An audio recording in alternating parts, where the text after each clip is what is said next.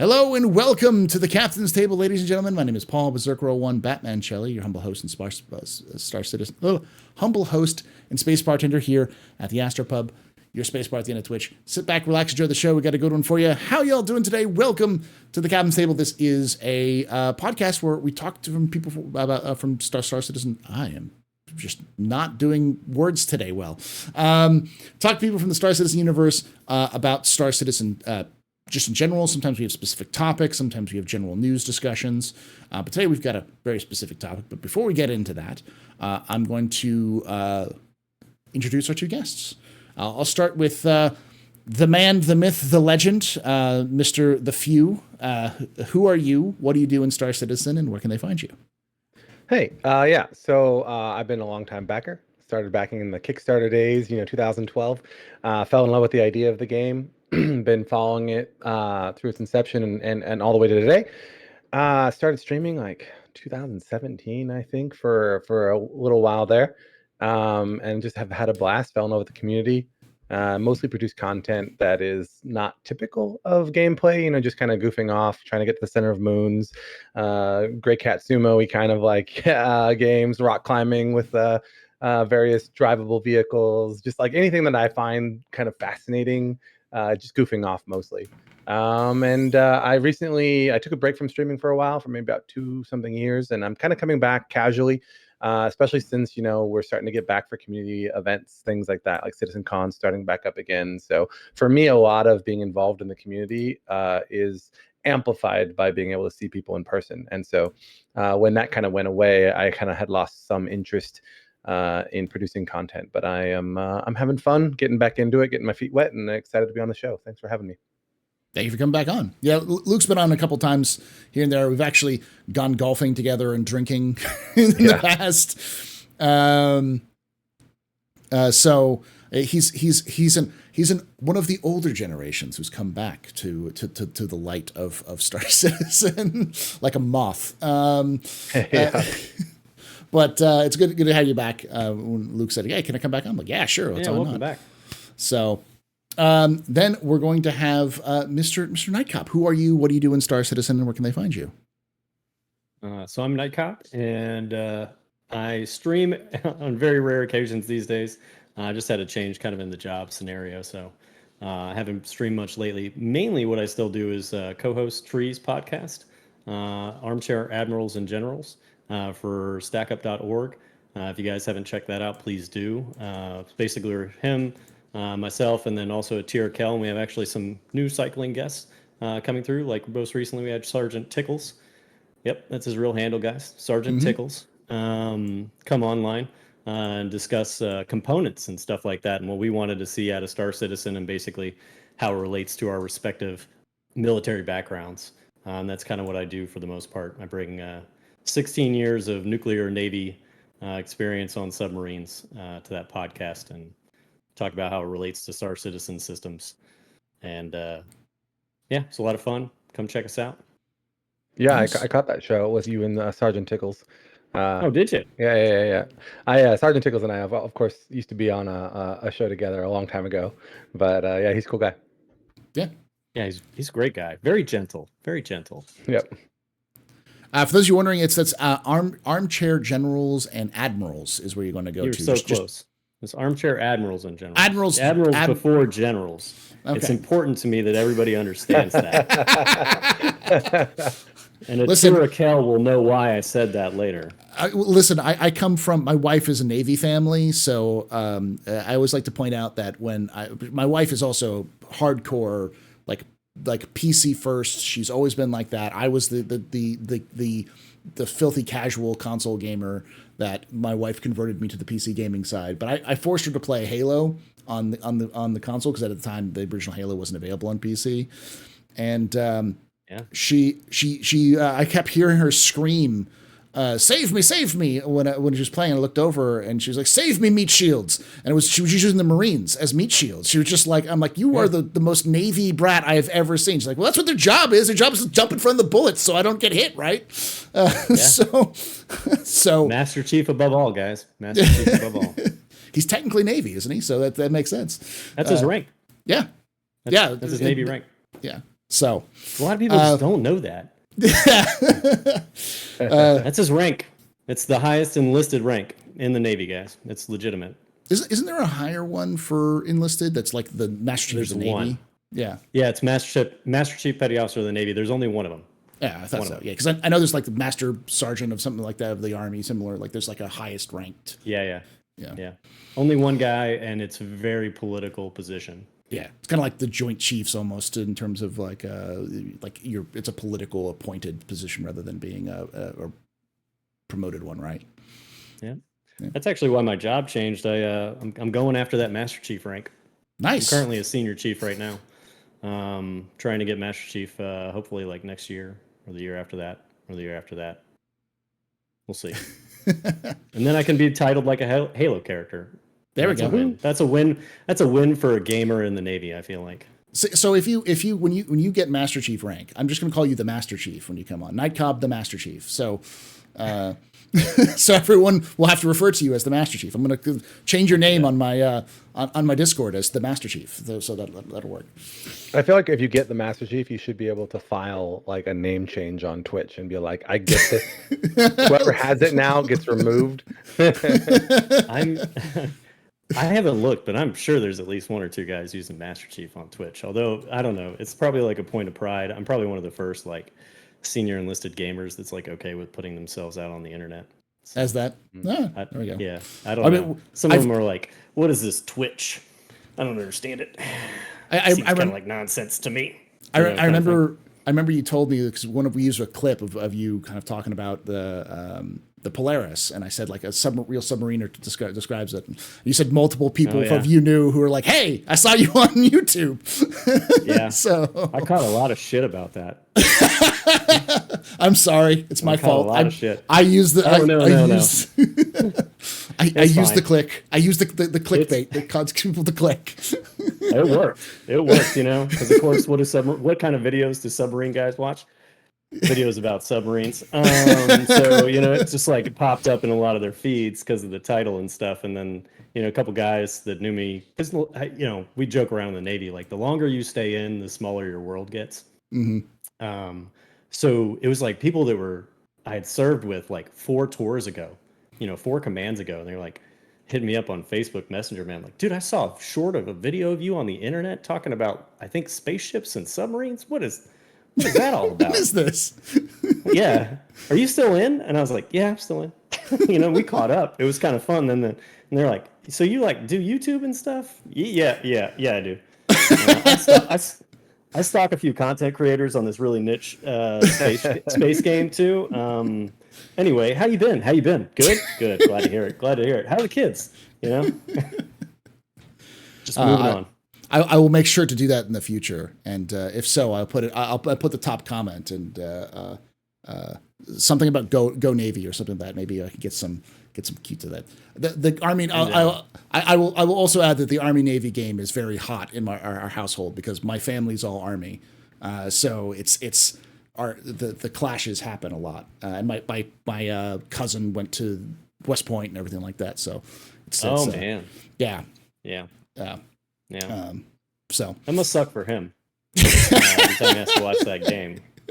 Tell him I'm sorry. I know it's got to be rough. I feel bad. Not really bad. Just fake bad. Just fake bad. You know what I mean, right? Yeah. I know what you mean. But it's funny. I think he's going to kill me for this, but he's actually he's no longer he's still in the service, but he is a professor in West Point now. So like he teaches. Oh, good for him. Yeah. So pretty cool. Does Anyways, he teach history? He's an engineer, so he teaches. I think engineering. I don't know what level of engineering, but so. So with that all being said, we're going to talk about something completely different. We're going to be talking about reputation. No, it's all right. We talked about a bunch of other stuff beforehand. We talked about like the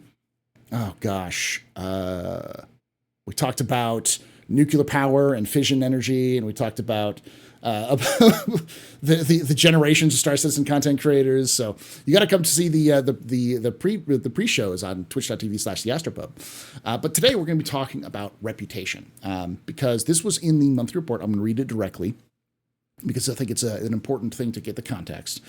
Last month, the mission features team said that they created a technical design document for the system that governs the player reputations with in-game orgs, such as Crusader Industries or Ninetales. This relates to things that players can do outside of missions, such as killing rival NPCs. So that caught Nightcob's attention when he kind of brought it up, and I started reading it. I'm like, wow, that's actually a pretty good thing, because for those of you who don't know, I'm a big evangelist when it comes to reputation as a whole and how it's super important into the verse. So to get this discussion about reputation and its importance and its value and where is it going, I want to start us off with there's just the general idea of what y'all have about how reputation works now. So I'll start with you, Nightcob. What do you think are the good points and bad points of how reputation is used in game for right now? I think for right now, the things that are good are, I'm going to caveat this. Okay. The ability to unlock slightly more complex missions at higher ranks. But it is like hard to see that in a lot of ways, because you can make the argument that complexity with higher scaled missions or higher tiered missions is really not all that much more complex. But the example I would give is like, all right, you talk about delivery missions. Okay, base level, rep 0, rep 1, all you start off with is you pick up a box, you take it somewhere, you drop the box off, and it really doesn't get much more complex than that. Whereas, you get to the higher tier delivery missions, and all of a sudden it's, okay, go into this bunker where there could be, a gang who would take issue, with you taking the box from that bunker, or at the very least are going to potentially stumble upon you while you're taking box or boxes from the bunker and then delivering them. So there is a slight uptick in complexity with regards to rank in a given reputation. I like that so far. I have mixed feelings about the pay scale. It's not necessarily a bad thing to go up in pay for, a change in complexity. Mm-hmm. I think it needs to be a little bit more in depth, and I think it needs to be balanced by some other things, but that's going to be part of the topic later. So that's about it. That's about all I like for the reputation system right now. And so you like that it has more complexity as you go up, but you don't like the fact that the pay scale doesn't really work well for it, or isn't really commiserate with the complexity and stuff that. I mean, if we're going to get into the pay scale, I'll just be honest, that I don't understand it at all. You don't understand? It's all over the place. No, it's just all over the place. It doesn't seem to make sense to me. Okay. We can get more into that later. Yeah. So just more the basic, like current, you like the complexity, but you don't understand how the pay scale functions is what you don't like about it. I think it's more that they don't understand the pay scale and what should be done. It's too random. Or it is. Yeah. I mean, just an example, right? I mean, they've dialed it in over the years, but sometimes it's just a matter of, is there substantial risk? No? Okay. What's the time investment? Are those things factored into what it costs to execute a task? When you do, I'm going to give an example of something here. Maybe the retrieval op missions. Mm-hmm. Retrieval op missions. You go down to Whistler's Crypt, where there's probably 13 or 14 Ninetales, and you have to steal 3 boxes from them. By the way, Cutlass Black is incredibly likely to come out of nowhere, and its turret is probably going to destroy your ship unless you were very careful about where you parked it, behind some cover. And as a result, you've got a substantial risk. What are we going to pay you for this? That's probably going to take you on average about 30 to 45 minutes to complete. And there's a high likelihood of you dying depending on the server FPS. We're going to pay you 10K, maybe 4. I don't know, something like that. That doesn't make sense to me in terms of a pay scale. So that's the idea that I have behind it. I get that. Yeah. Okay. TheFew, same question. What do you like and dislike about the current implementation of reputation? Like and dislike good. Okay, cool. Because I don't like a lot about the current implementation. Now, granted, I haven't played a lot recently, so I'm mostly going off of older like understandings. But I've done some research. I played a little bit, and it doesn't seem to have changed too much.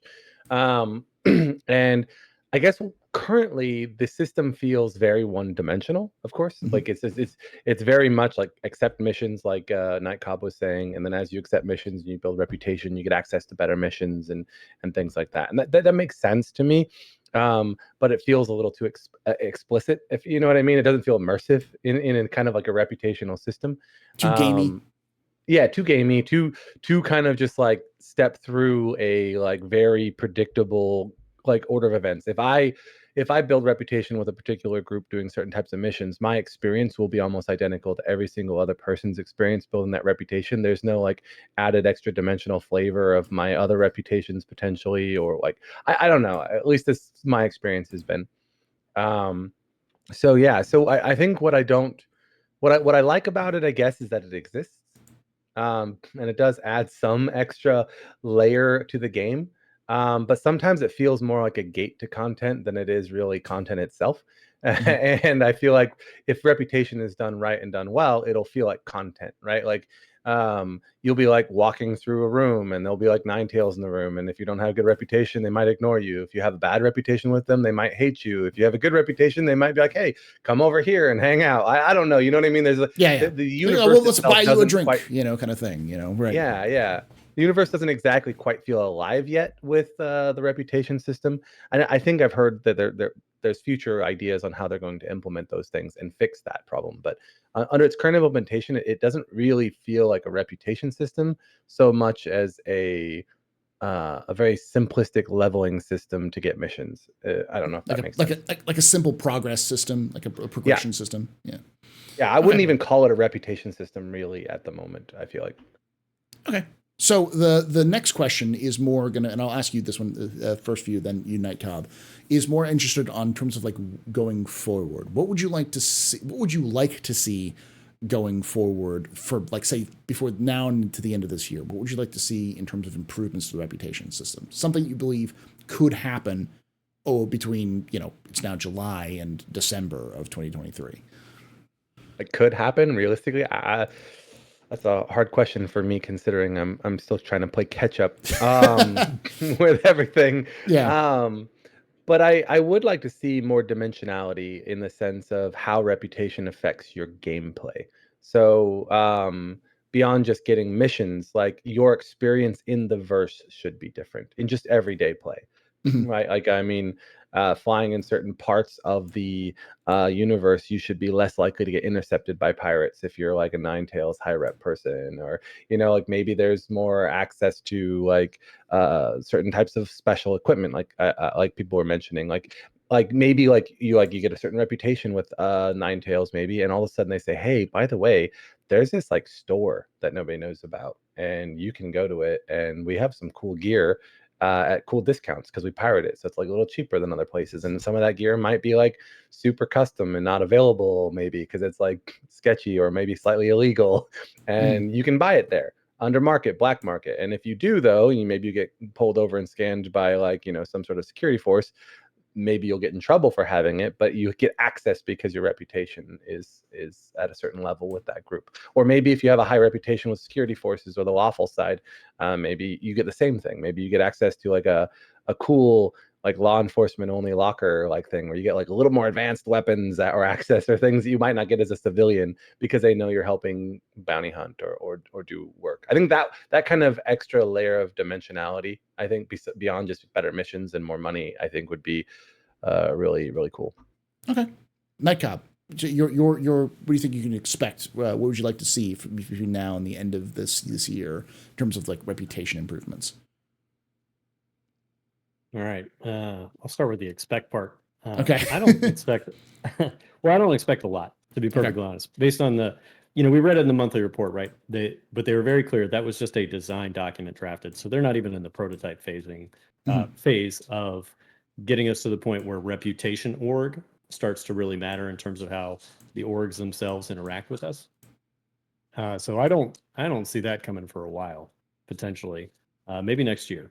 with Pyro around like, CitizenCon. Wait, next 2 years from now 2 years. with Pyro around Citizen. Yeah, sorry, 2 Okay. years. But I'm sorry, that's a joke for the most part, guys. At least I really hope it is. Yeah. We'll see. In terms of what I would hope for by the end of this year, what they could do within their current system that I think is easy and I think would make a huge difference. They got those new colonial outposts coming in, right? And you've already got derelict outposts. I want to stop doing missions for the same and generating rep for the same, 6 companies. You got the 4, corporations, and then you've got UE and pretty much Ninetales, and that's it. I would love to get more diversification on rep. You can do it within the current system, literally just, put another company. And I think it would be really cool if like Clark Defense Systems gave me a contract where it's like, hey, and they've got, the new consignment missions coming out. And I think with some of the missions that are coming out, it seems viable to maybe it's a little bit more story angled where it's like, hey, Clark Defense Systems sent me, a mission where Ninetales stole like, a full case of a bunch of armor prototypes. And they've got it at this derelict outpost. It's a pirate base. It looks pirate basey enough, or a colonial outpost, you pick. It looks gamified enough that I could believe going there and taking down pirates in there and then retrieving the package, bringing it back. Then now you're using the modular mission system, which I think is actually closer than Pyro and, full reputation via orgs. That would be a really dynamic, I think, improvement that still works within the same system. And then, God, if they could just attach it to, like, if I built up enough rep, maybe they gave me like a special skinned Clark Defense Systems heavy armor or medium armor. Maybe I don't even care if it's light armor at rank 1, medium armor at rank 2, heavy armor at rank 3. That would be a much better use, guys, of armor skins if you could somehow integrate that in the system. And even if it's just like, maybe it just opens up, that in the shops that I can buy it. I know that's reputation gates also coming into play, but maybe that's a good way to start. Just light. Just give us the skin of a cool, CDF armor or something like that. You already did it once with the Xenothreat. You get the CDF armor, at least some pieces of it, delivered to you. But that'd be some cool stuff that they could do before the end of the year. I think that would have a huge impact, a really nice one too. So okay, yeah, I completely agree. I'm a big fan of I have my CDF armor, and I never like if it's an event or something, I'll put it on, and I just don't want to lose it. But it's one of those. Like, if Xenothreat happens and I'm doing it, I'm going to throw on that CDF armor. Why? Because I earned it. I earned it fighting the Xenothreat. I'm going to wear it. So that kind of a good segue into the next section, because a lot of people, you'll hear a lot of content creators and a lot of people in the community in general say that they really would like rep-gated items. So like specific events that you could earn or specific things you could earn through reputation with specific companies or specific locations. And CIG's even talked about the idea of rep-gating full-blown, I'm trying to think of this, like full-blown like systems. So like exclusive like torpedoes or, specific like no A rank equipment being available in stores. You have to earn it through reputation stuff. These are ideas that CIG has floated. Do you still like that idea? And like, to what degree do you think is too much of using rep-gated access to certain things? And I'll start with you on that one, Nightcob. He's not a basset hound, by the way. My dog is a Cavalier Spaniel. And he wanted on the bed, and his nails, I have hardwood floors, his nails were just clicking, and it was driving me insane. So that's why I just bailed and put him up on the bed, because that's where he wanted to be. I did not put him into space. He's fine. He's fine. He's spoiled. He wants to be in the bed. All right. So reputation gates. You talked about the components. I think that's huge. I talked about it actually on Tree's podcast at length. I think if it's B or A, it needs to come off the shelves. Okay. And I think the primary way you should get that is either loot or reputation gated. And again, this goes back to like, this is why I want other manufacturers to get in the game in terms of like companies that give you missions. I think they are approaching that state of modularity with the missions, based on what we see also coming up, because they've showed us video of the consignment missions and all that kind of stuff. I think we're at the point now where we can really make a good case for not just like armor manufacturers, but like ships, weapon manufacturers, and everything like that, saying, hey, special research project. These guys have a bunch of our gear. We want it back. Go take it from them. And I think even you could drive like space combat missions where it's like, yeah, they're probably using that gear. This isn't a bounty hunt.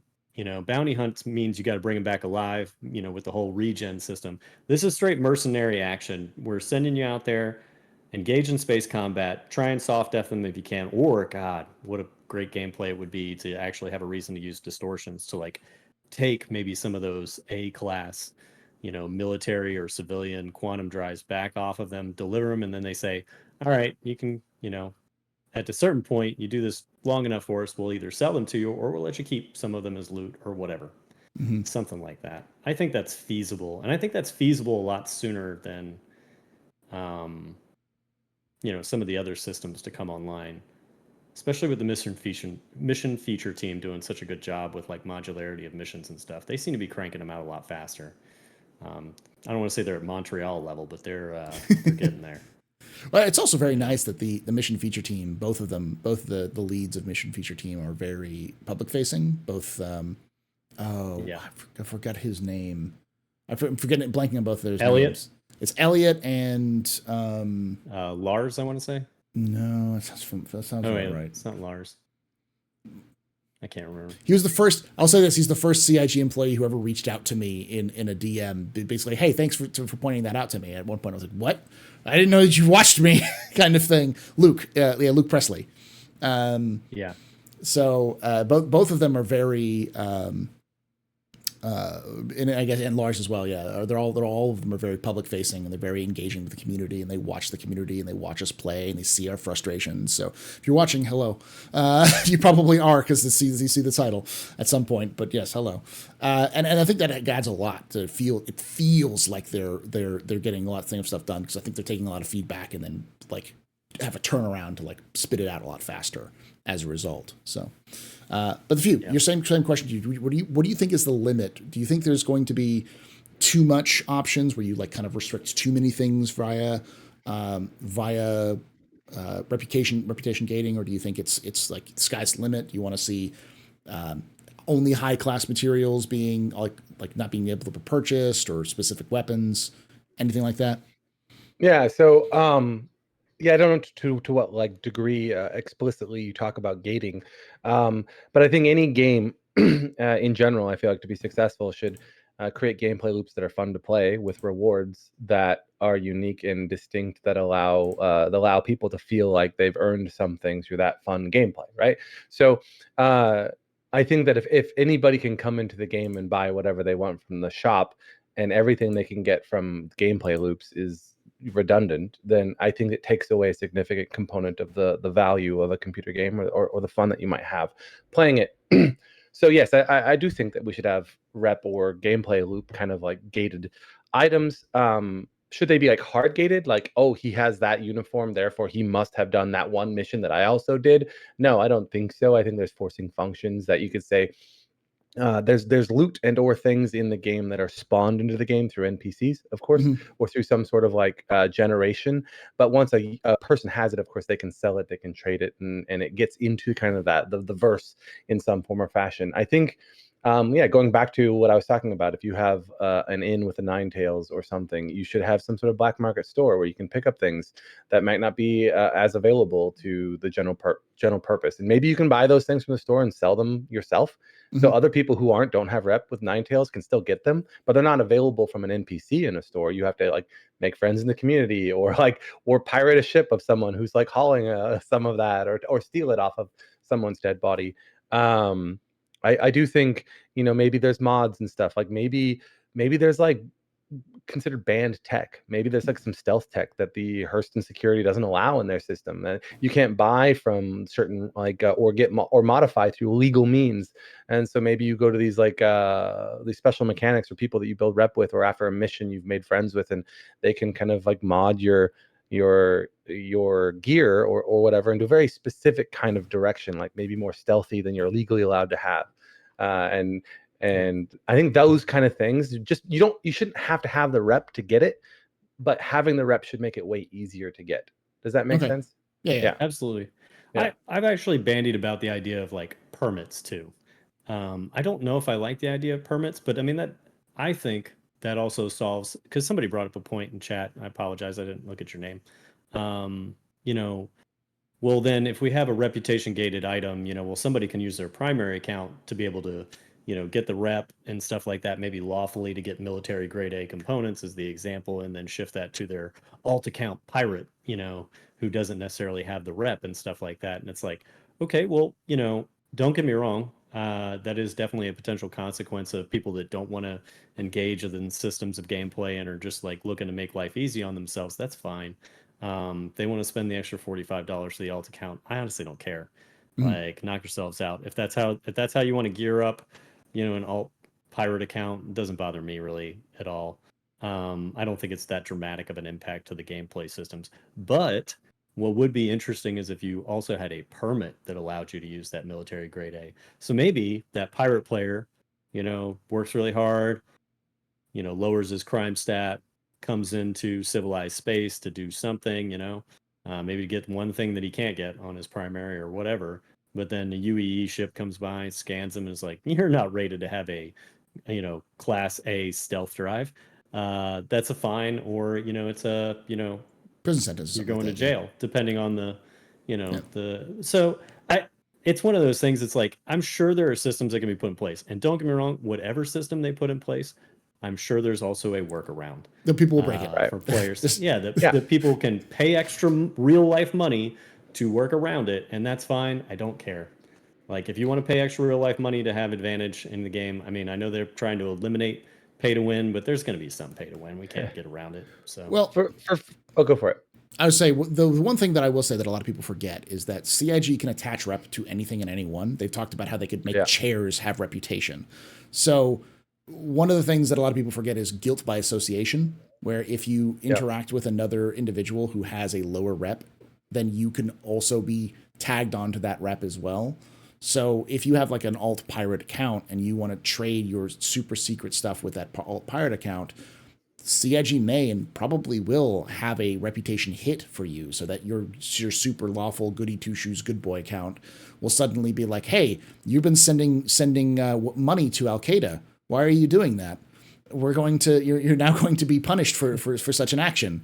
And so it might cause some problems for you for that main account as well. So there are ways that CIG said that you can get around it, but that's going to require money and time, like washing and all that kind of stuff. So yeah. I'm not so concerned about like the cheating aspect of things, because I mean, obviously, like there's people are smart. They're going to find ways to like get what they want out of a system. Yeah. I think at the end of the day, I hope CIG is just trying to create a game that's fun to play. And if you allow for too much kind of like loopholes or whatever, it devalues the game and the gameplay. And I think that a good rep system should always give you a rock, paper, scissors problem. You should never be able to just be like good at all three like things. There should always be a little bit of trade-off. You want to be really good with, the law enforcement, you're going to have to sacrifice your like rep with like the Nine Tails and vice versa. And I do like, Nightcob, your idea around permitting for certain types of things, right? Like maybe in certain regions or zones, if you have a permit, you can carry certain gear that maybe you wouldn't otherwise be allowed to carry, that would be contraband or something. But that same kind of permit might not be useful in all regions of space, just that one region for that one like group that you have good rep with or something. There's been a discussion. There's been a discussion in chat, and I'll answer this, and I'll let y'all answer this question as well, because this is something that I've been fairly consistent about since I heard CIG's plans, general ideas for reputation. It made me feel a lot better about some of the situations in Star Citizen, because people are banning about in chat. Well, pay to win's going to happen in Star Citizen. Pay is going to happen in Star Citizen. And I've always believed, and I still believe, that reputation is a great solution for that problem, because reputation is a way of restricting movement or earning money or many other different aspects of the game which you can't pay real money for. And as TheFew said, they want to make a video game that's fun. And the most fun I've had in Star Citizen is doing a zero to hero account. And if they can simulate that with the kind of professions or the ships that you want to do, then I think it'll do pretty well. People like, well, what if you spent $1,000 on an Idris or a Javelin? It's like, cool. You still need people, money, equipment, fuel. You need all these things to be able to function, to run those ships. And reputation is a great way of kind of slowing a lot of that down, because you're not going to come right out the gate with an Idris and be like, hey, I can take missions that will pay for this Idris to function. And I think there's a tool that CIG has right there with reputation to be able to change that, to make it more important, because I think it's almost like a secondary currency. It's the real currency that you will have to use and spend in Star Citizen to be able to experience the game that you want to experience. But it's kind of my own thought about it. Nightcob, no, 100% agree. Nightcob, what do you think about the idea of using reputation as kind of a secondary currency? I think it's great. I love the idea. I think reputation should easily be the second form of currency. And my argument would be, because unfortunately the only progression we have in game really is currency. Yeah. And then the ability to buy ships. Like, there is some reputation progression, but it yields very little except the ability to earn more AUEC. So, it's really just back to currency. And I want reputation to, unlock advantage, in situational type events, kind of like what you talked about earlier. Like, I think it'd be great if I'm a bounty hunter and I have the advantage of, being able to carry a taser, past the customs area in Lorville to catch up with a guy who decided to, land a ship there and go buy, Hurston Dynamics laser repeater, and I get him at the shop, and instead of shooting me on sight when I tase the guy, security's like, he's a lawful bounty hunter. He's actually a pretty highly respected one. So he's not going to be somebody we trifle with in that location. That's a big deal. That's reputation paying an advantage, against a potential target, and it's a cool story too. A new way. Yeah, exactly. Right. And it creates a new way for me to solve a problem, as opposed to, I got to wait for that guy in, dead space or whatever, or, change my tactics up to something else. So I look for reputation as a way of unlocking that style of gameplay. That's progression, in my opinion. Absolutely. And you talked about, obviously, like, having reputation with certain gangs in Pyro. Sometimes it's just an ability to, maybe if I'm being chased by a rival gang, I get into space where it's controlled by the other gang, and then all of a sudden I've got reinforcements on my side. Yeah. That's, again, creative solutions to problems that are gained through meaningful progression. I want that more than anything from reputation. Yeah. And I think that would be the bigger currency, to be perfectly honest. I honestly think that it would be like more important than like currency. I mean, like you say, secondary currency. Honestly, reputation is more of like a primary currency. I think it could be as the game evolves. And I think that one thing that maybe I think everyone realizes, but the biggest currency in the game is manpower, honestly, in my mind. Like, we all have all these ships, and they're oftentimes multi-crew, and you obviously have friends you can jump in, you can play together. But if you're trying to play, you want to fly a bigger ship, you're going to need NPCs. You're going to want NPCs, especially if you have javelins and Idrises and other types of ships. And I think that rep is how are you going to get the really good security officers? How are you going to get the really good pirates to NPC with you on your ships? Reputation, honestly, in my mind, is like in real life as well as probably in the game. Like, nobody's going to want to serve for you on your ship or be a part of your crew if you don't have the reputation that they are going to feel is needed, right? So I think if you have a higher rep as a pirate or with Ninetales, or higher rep with security forces of some kind, you're going to get better and better NPCs who you can hire potentially to serve with you on your crew, I would hope, and things like that. So honestly, I think it's a bigger currency than all the money in the world. You might not be able to hire the Boba Fett of bounty hunters to come hang out with you. Yeah. in the game. I think this brings up a good point as well. It's like people will say, "Oh, well, I can just pull out my wallet and pay for NPC crew," but NPCs will have standards. All right, they're professionals. So you'll only be able to get some of the bare basic bones ones, which may not do you as well, versus somebody who's more advanced. But that person requires you to have good reputation and good money. Or if you have a ship that's got a high reputation, like your ship is very, very well known, so everyone wants to be on that ship because it's got this reputation for doing all these crazy things. So, and that's a real thing. Like even 16 years in the Navy, like trust me, there are people that still serve, that would be like, they could call me up and be like, "Hey, I'm going to be captain of this boat. I need you to fill a slot and serve with me." And I'd be like, "Again? Yeah. Let me see what I got to do. I'm going to go talk to my chain of command." Because it's like I respect that person so much.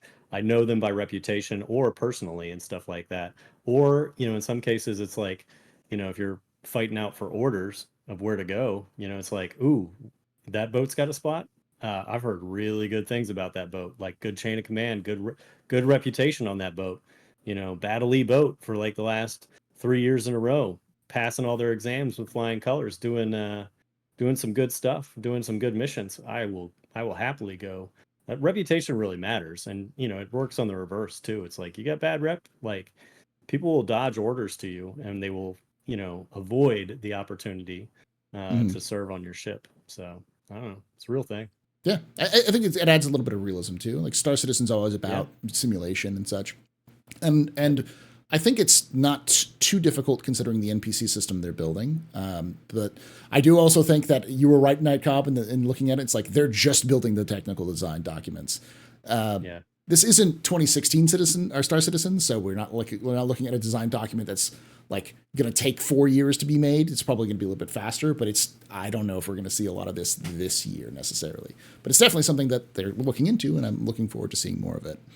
But I think with that, we'll kind of wrap up this discussion, move on to the question and answer session. If you're watching this on YouTube after the fact, thank you for watching. Make sure you hit that like button and subscribe. And of course, I want to hear your thoughts down below on reputation, how important it is, how invaluable it is. Do you think that we're going to see more kind of advancements for it this year? And come join us live, twitch.tv/TheAstroPub, youtube.com/TheAstroPubLive at 6 p.m. Eastern, 3 p.m. Pacific, where I bring on Saturdays to bring people on and talk about Star Citizen stuff. Thank you to Nightcob and TheFew. Make sure you check out Armchair Admirals and Generals. And, of course, twitch.tv/TheFew to catch up. When do you have a set number of days? You just stream on days that are TheFew? I've been doing Sundays because they tend to be a day that I have time. And then sometimes Wednesdays and here and there. But definitely I'll be streaming tomorrow, so Sundays and Wednesdays, check out twitch.tv/TheFew. And like I say every time, hope to see you someday in the black.